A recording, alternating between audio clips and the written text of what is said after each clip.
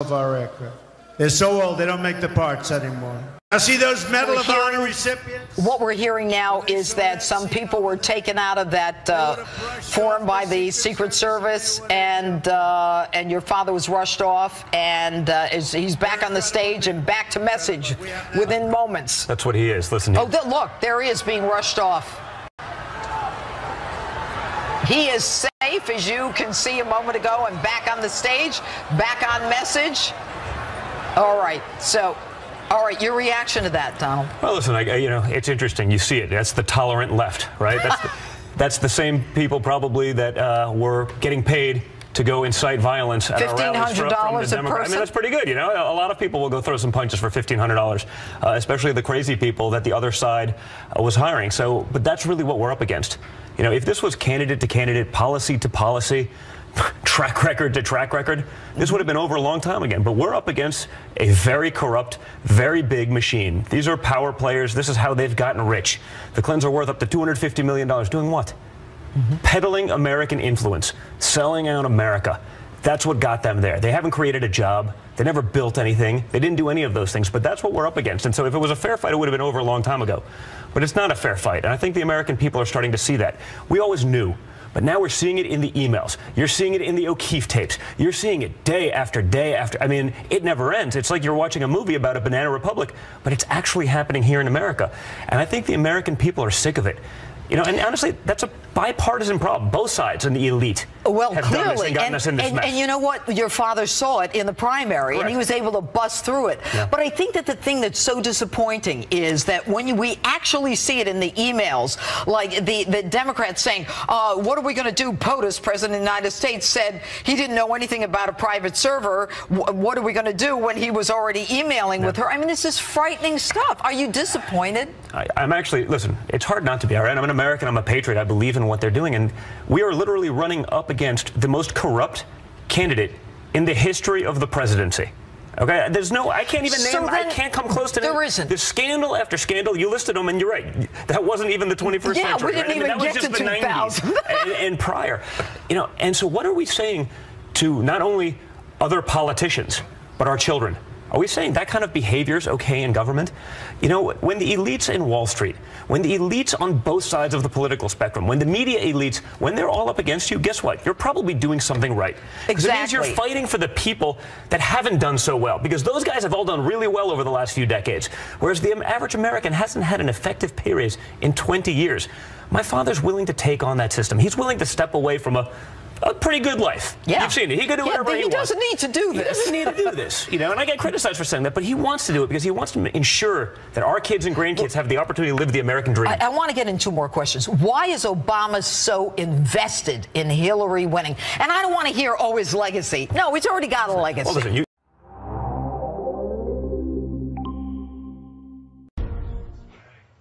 Breaking tonight, 24 hours until the next presidential debate, as Donald Trump tries to convince voters that actions speak louder than words.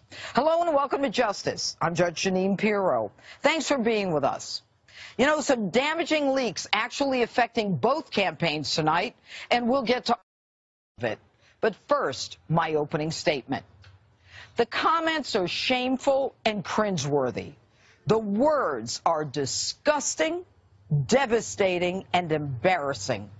It's the kind of locker room and frat house talk that personally infuriates me. But guess what? I still, without a doubt, support Donald Trump. Look, you've got two options. A guy who admits he has a past, who spent his life building an empire in the rough and tumble world of real estate, entertainment, and television, both for and with his family, whose life direction wasn't about angling to get to the White House. Or a double-talking woman who hides the truth, lies about virtually everything, can't figure out what she did with $6 billion State Department dollars, and when confronted with the unassailable truth, arrogantly responds, "Don't believe your lying eyes." Now, I told you last week that this election is between someone who is politically incorrect and someone who is politically corrupt. And I said that there's a difference between words and action. Trump's words are horrific, but Hillary's actions have put our national security and our safety in jeopardy. Her State Department policy and decisions have created a vacuum where the men in Benghazi were killed because of her refusal to take care of those who were working for the State Department.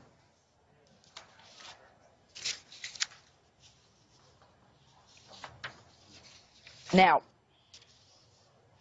having a little trouble with the teleprompter here. Now, let me put this in perspective for you. Are you happy with the way things are? Or are you one of the 72% in this country who believe that we're going in the wrong direction, that the country is in decline, and that we are in desperate need of change? And by the way, is anyone really so stunned that a flamboyant billionaire who owns casinos is capable of speaking the way Donald Trump did? But he apologized. Most people accepted it. A lot didn't. But in the meantime, America is in a mess. The jobs and the economy are a disaster. ISIS has reached our shores, and police are being demeaned and targeted throughout the country. Immigration is out of control. Border Patrol tells us that in August, a record number crossed our border. And 10,000 Syrian refugees were brought into this country. Syrian refugees about whom we know nothing. Syrian refugees big enough to create their own town. Even Bill Clinton is tired of the con. You've got this crazy system where all of a sudden 25 million more people have health care, and then the people are out there busting it sometimes 60 hours a week, wind up with their premiums doubled and their coverage cut in half. It's the craziest thing in the world. You know, folks, we're having a lot of trouble here tonight, so I'm going to go to my first guest, Boris Epstein. All right, Boris, I had an open that I can't seem to get on the screen here, but let me ask you this. Sure. The last 24 hours for Donald Trump, very difficult, or is this something that you guys, including President Obama's blame game against the Russians after the Democrats lost the election? Mr. Speaker, thanks so much for being with us tonight. I'm delighted to be with you, and it's exciting times. It certainly is. And, you know, President Obama yesterday held his last press conference of 2016, and he said some rather interesting things. And I want to start with his discussion of this Russian interference with the 2016 election. Now, I found it fascinating that the president said that the intelligence agencies were aware that the Russians were interfering with the elections. So in early September of 2016, President Obama says that he saw Putin in China in early September, and he told him to cut it out. That's a quote. And yet, a month after the election, September, October, November, 3 months later, President Obama comes out and he is demanding that there be an investigation as to whether or not the Russians interfered with the election. What is going on? They lost. That's what's going on.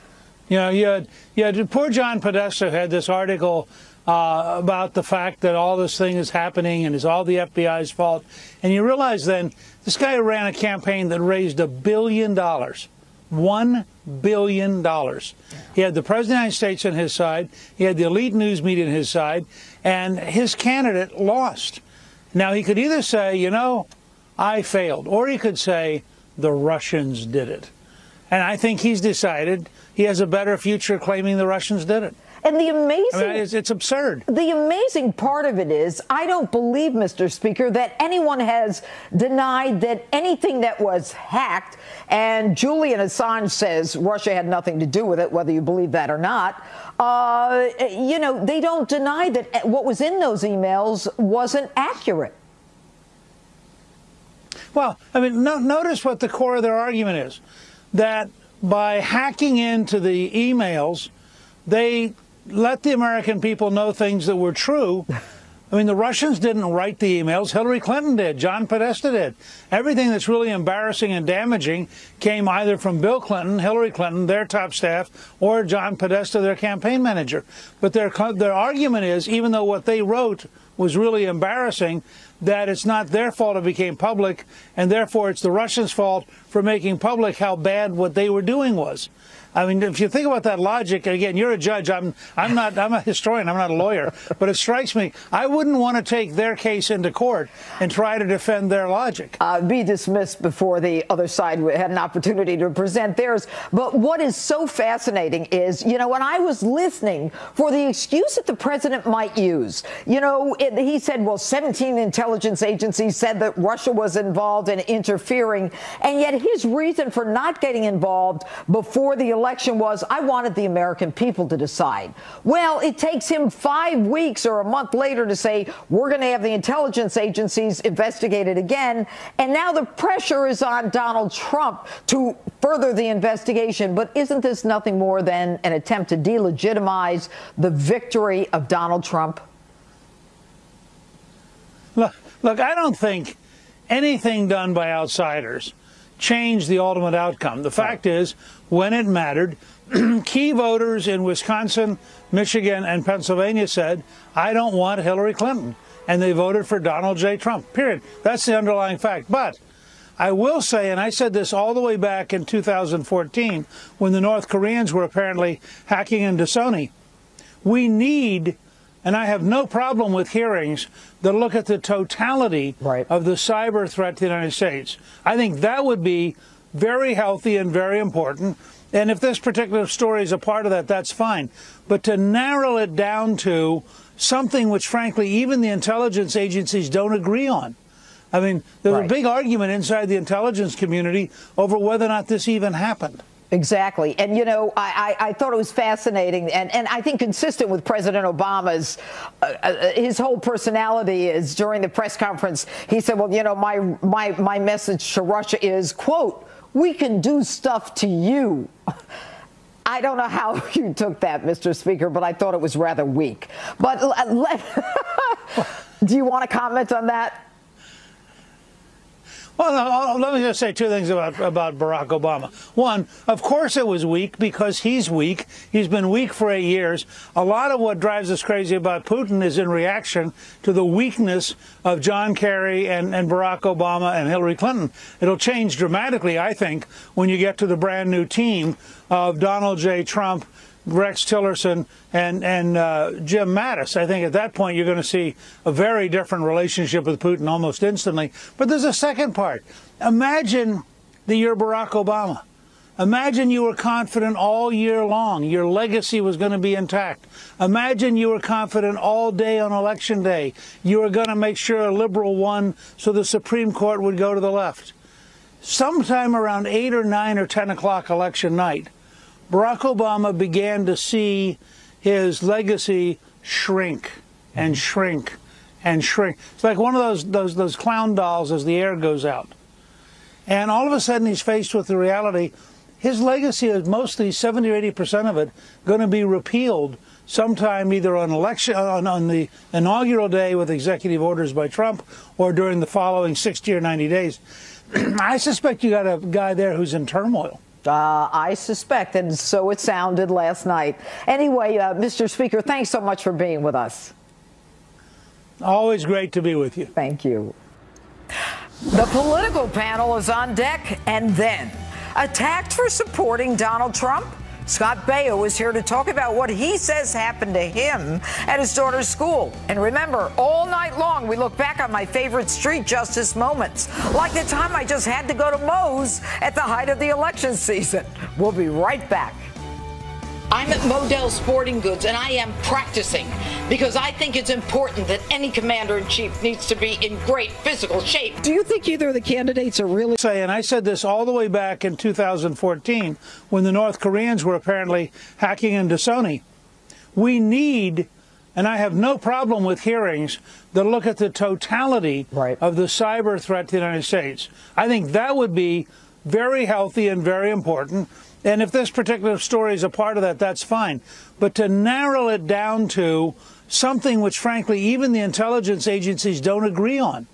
I mean, there's a big argument inside the intelligence community over whether or not this even happened. Exactly. And, you know, I thought it was fascinating and I think consistent with President Obama's, his whole personality is during the press conference. He said, well, you know, my message to Russia is, quote, we can do stuff to you. I don't know how you took that, Mr. Speaker, but I thought it was rather weak. But do you want to comment on that? Including President Obama's blame game.